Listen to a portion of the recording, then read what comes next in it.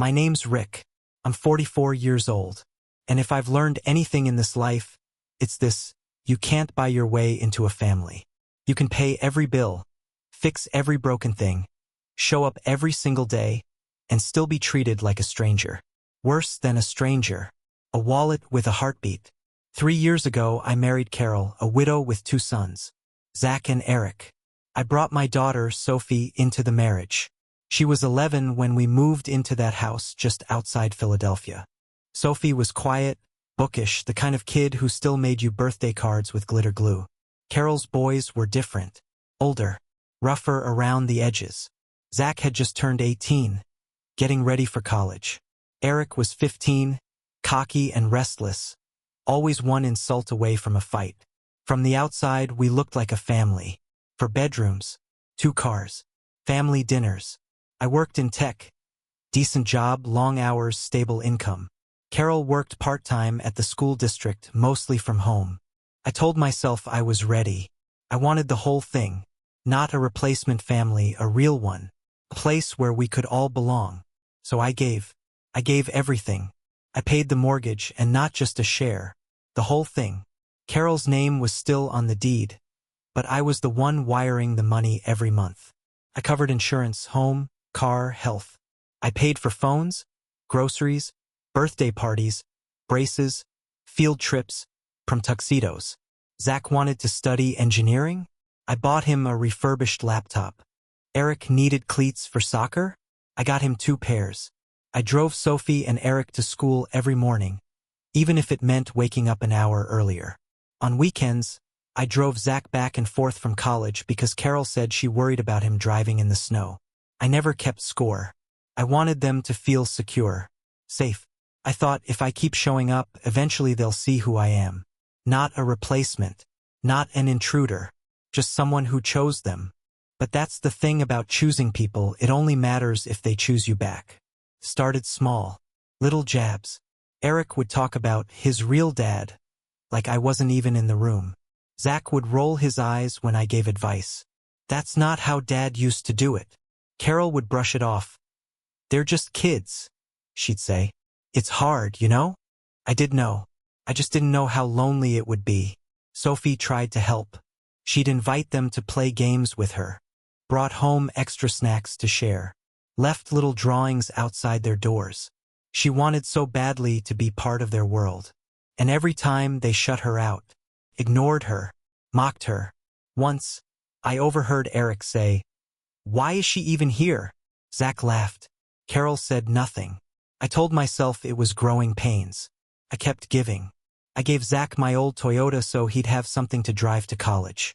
Paid for Eric's guitar lessons even after he quit halfway through the semester. Upgraded the family plan when they complained about data caps. Remodeled their bedrooms, new paint, new beds, even let them pick out their own decor. And still, the distance grew. One night at dinner, I cooked a full meal, steak, mashed potatoes, green beans, everything they liked. Eric sat across from me, slouched in his chair, scrolling through his phone. I asked him to put it down. He didn't look up. I asked again. He muttered something under his breath. I said, "What was that?" He looked right at me. No fear, no hesitation, just flat, cold eyes and the kind of voice that's been waiting to hurt. "We only listen to our real parents. You're just Mom's husband." The table went still. Carol didn't flinch, didn't scold him, didn't correct him, just kept eating. I felt something break in my chest. Not a snap, a slow tear, like fabric being ripped apart by hand. I didn't say a word. I got up, walked to the sink, and started washing dishes. That should have been the moment I walked. It wasn't. I stayed. I stayed because I thought I could still fix it. I thought love could outwork resentment. I kept showing up, kept driving them to school, kept paying for everything. When Carol's car broke down, I covered the repairs without a second thought. When Zach forgot his rent check, I Venmo'd the money. When Eric broke his phone, I bought him a new one. And every time I asked for the smallest thing, help unloading groceries, taking out the trash, sweeping the driveway, they looked at me like I was the help. If I pushed, they turned to Carol. If she shrugged, they ignored me. Once I asked Zach to clean out the garage. He stared at me and said, "Why? It's not my house." Another time I reminded Eric to walk the dog. His response, "Ask your own kid." Sophie saw it all. She stopped smiling at dinner, stopped talking to them, started spending more time in her room. I'd find her curled up under her blankets, headphones in, eyes red. She never complained. She didn't want to make things harder. One day, she came home from school crying. Her bike, a gift from me, had been scratched up, the tires slashed. She was sure it was Zach. When I confronted him, he laughed. "That's not your business," he said. "It was a gift from me to her," I replied. "You owe her and me an answer." He looked me dead in the eye. "You're not my dad. I don't owe you anything." Carol said nothing. That night, I overheard them upstairs, on the phone with their biological dad, Chad. Loud voices, careless laughter. One of them, I couldn't tell which, said it clear as day. "He just lives here, pays the bills, that's it." That was the moment I stopped feeling angry. I didn't even feel hurt. I felt done. I realized something that should have been obvious from the start. I wasn't a stepfather. I was a step ATM. A man-shaped bank account with a key to the house and no key to the hearts inside it. I stayed up late that night, sat in the dark, thought about the years I'd given, the money, the patience, the silence, and what it had bought me. Not love, not respect, not even basic courtesy. It had bought me contempt, paid in full. What crushed me most wasn't their rejection. It was what I had sacrificed for it. I had bent over backwards to build a bridge, and they lit it on fire while I was still standing on it. Sophie was the one who pulled me out. We were sitting on the porch. She was drawing in her sketch pad, something she hadn't done in months. I asked her what she was working on. She didn't look up, just trying to remember what peace feels like. That's when it hit me. I had been sacrificing her peace, and mine, just to keep things livable for two boys who didn't want me there. Who never did, who never would. And their mother, the woman I married, let them. She let them. She watched them tear down the home I was trying to build, one smirk at a time, and said nothing. Not out of malice, but out of comfort. Because silence is easy. Easier than confrontation. Easier than standing up to your own blood. And somewhere along the way, she decided her comfort was more important than our dignity. I didn't decide to leave that night, but I stopped pretending I belonged. And when you stop pretending, you start seeing clearly. You start planning. The truth didn't hit all at once. It crept in slowly, like a draft through a cracked window. I kept pretending things would change, that maybe they just needed time to grow up. But time doesn't heal contempt. It feeds it. And one afternoon, it finally showed its teeth. It was a Friday, late spring, the kind of day that looks calm from the outside. Sun in the yard, wind in the trees, but you feel the tension humming underneath. Sophie came home from school in tears. Her bike, the one I bought her last Christmas, was scratched again. Deep gouges down the frame, chain kicked loose, handlebars bent. I asked what happened. She hesitated, then whispered, "Eric did it." He laughed when I asked him why. Something in me went still. I didn't yell. I didn't rush. I just walked upstairs, knocked on his door. He was in his room, headphones on, gaming, his voice sharp through the mic as he cursed at someone on the other end. When he saw me, he didn't pause his game, just tilted his head like I'd interrupted something important. I said, "We need to talk." He said, "About what?" "The bike." He smirked. "What about it?" "You scratched it. You owe her an apology." He leaned back in his chair, eyes on me, voice dripping with that hollow teenage superiority. "You're not my dad. I don't owe you anything." He said it with a smile. And the thing is, it wasn't the words. It was the ease, the comfort, like he'd been waiting to say it, practicing in his head. Like every act of disrespect had been leading to this single declaration. I didn't raise my voice. I just nodded once, left his room, and closed the door behind me. Downstairs, Carol was setting the table for dinner. She looked up, saw my face, and frowned. "What happened?" "Ask your son," I said. Her tone changed instantly, defensive, weary. The same rehearsed sympathy I'd come to hate. Rick, please don't start. He vandalized Sophie's bike, I said. Then told me I'm not his father and doesn't owe me anything. She blinked, processing it. He said that. Yes, clearly. She sighed. He's just a kid. You can't take it personally.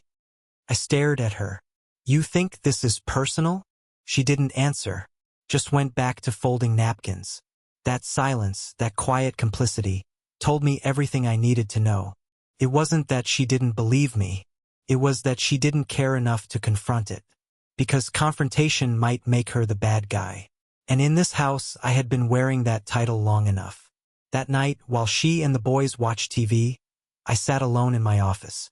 The house hummed with the sounds of comfort, laughter, footsteps, the faint rumble of the dishwasher. The same house I paid for, the same comfort they we *p*nized against me. I opened my laptop and stared at the spreadsheet I'd been ignoring for months. Bills, tuition, insurance, allowances, everything that kept this house alive. Every subscription, every recurring charge. It was like looking at my own autopsy report. Line after line of proof that I was bleeding out slowly, buying peace that never came. Then I opened a notepad and started writing. Health insurance. Family plan. Phones, 4 lines. Debit cards, 3. Streaming accounts, 6. Car insurance, gas, groceries. Zach's tuition. Eric's club fees. Each word felt like a weight lifted, a thread cut. And when I was done, I stared at the list for a long time. My chest hurt, not from anger, but from clarity. Cold, surgical clarity. If I wasn't their father, then I wasn't their provider either. Simple math. That night, they laughed in the living room, calling me uptight when I didn't join.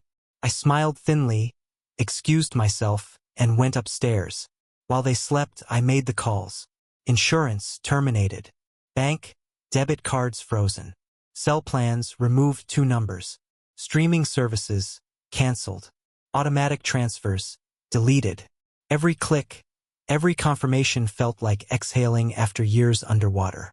The next morning I woke early, made coffee, waited. It started with the sound of confusion. Footsteps upstairs, voices raised, the slow unraveling of privilege. Then came the shouting. Dad! That was Eric. He stormed into the kitchen, phone in hand, face red. My phone says no service. What did you do? I sipped my coffee. I just adjusted the family plan. What does that mean? It means family lines stay on it. He blinked. What? Before I could answer, Zach came downstairs, fuming. My debit card's blocked. I was buying gas and it declined. What the hell's going on? I looked at him evenly. Your father can handle that. He froze. What? I repeated calmly. Your father, Chad. You said you only answer to your real parents. Well, now he can pay your bills. Eric scoffed, confused but nervous. You're joking. I didn't blink. No, I'm done. You boys made it clear who I am in this house. Just Mom's husband. So that's all I'll be. Zach's voice rose. You can't just cut us off. I can. And I did. Then Carol appeared at the bottom of the stairs, robe pulled tight, eyes wide. Rick, what's going on? I didn't look at her. You might want to call Chad. Tell him the boys need new insurance, new cards, maybe a ride. Their things are packed. What? Her voice broke. You packed their things? I did. Clothes, electronics, whatever they bought themselves. Everything else stays. You said they're his responsibility when it comes to discipline. Let him handle the rest. The boys started arguing at once. Overlapping outrage, disbelief, the panic of entitlement meeting reality. Carol's voice trembled as she tried to calm them, tried to reason with me. Rick, please, this is insane. You're punishing children. I turned to her. No, I'm correcting a mistake. Her eyes glistened. You can't just throw them out. I'm not throwing them out, I said, voice level. I'm sending them home. She shook her head, whispering now. You're destroying this family. No, I said. I'm finally acknowledging it's already destroyed.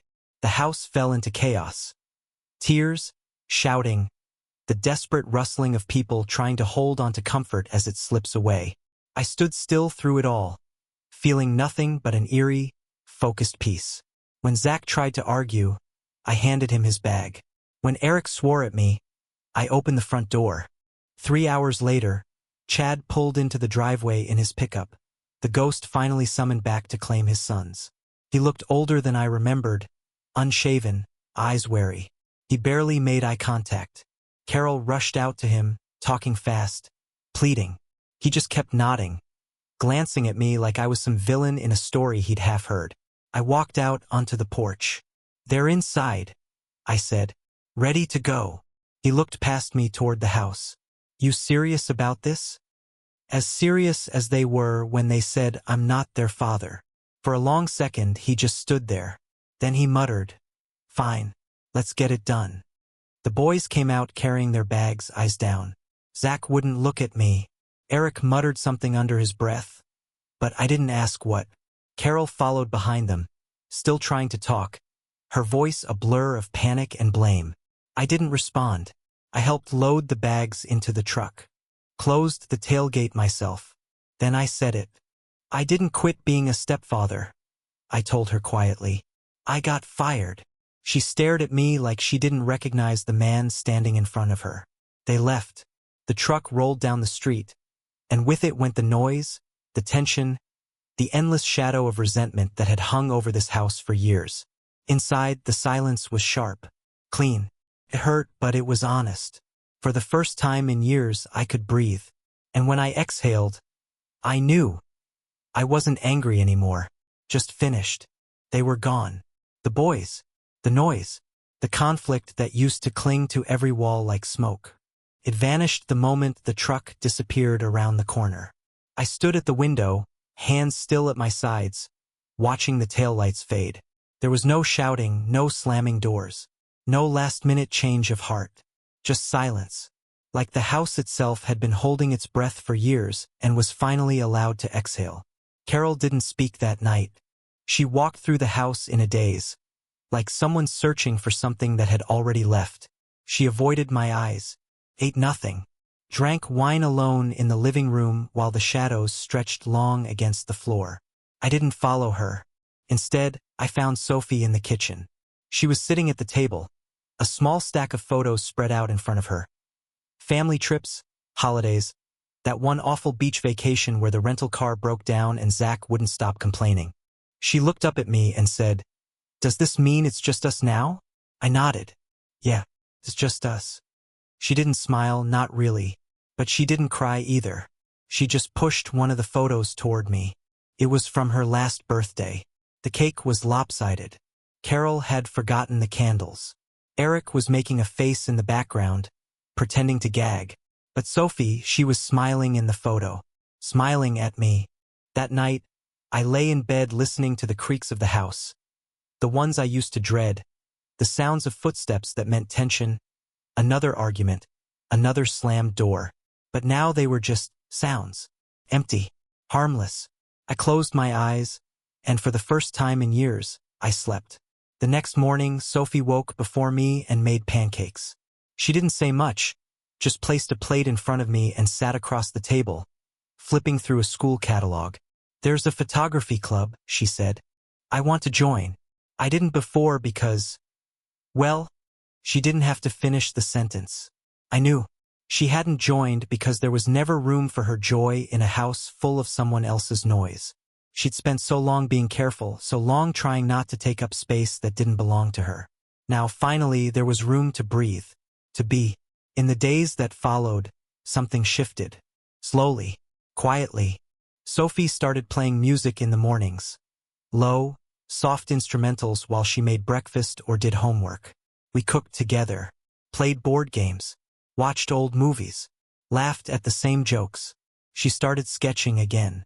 Not the timid little doodles she used to hide, but real drawings, full-page portraits, landscapes from her walks around the neighborhood. The house began to fill with color. I didn't realize how long I'd been holding my breath until I started living again. We set routines. Grocery shopping on Saturdays.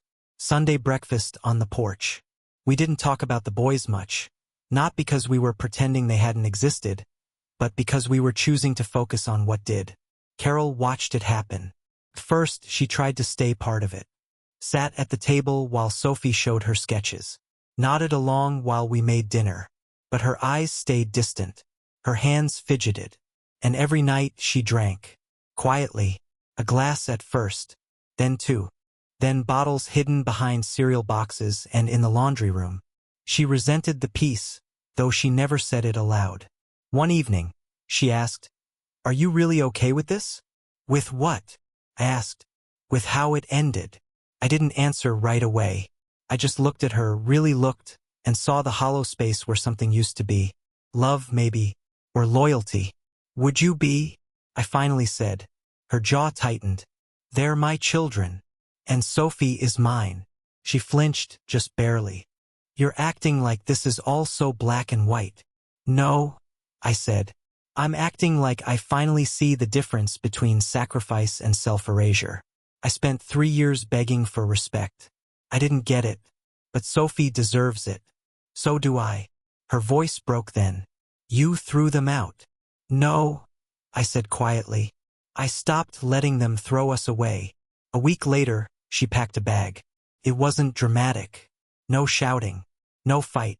Just a quiet morning with coffee gone cold and clothes folded with clinical detachment. She left a note on the table. "I'm going to stay with my sister. I need time to think." I didn't call her. Didn't text. Sophie found the note first. She read it, nodded once, and slid it into a drawer. "Do we still get pancakes tomorrow?"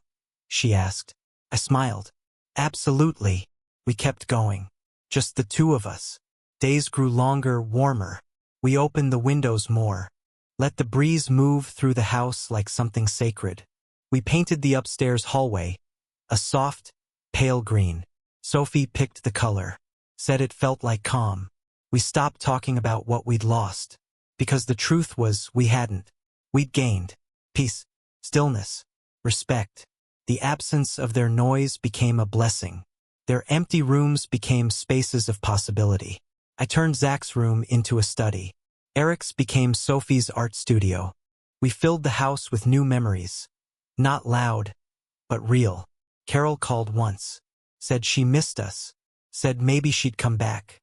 I didn't say no, but I didn't say yes either.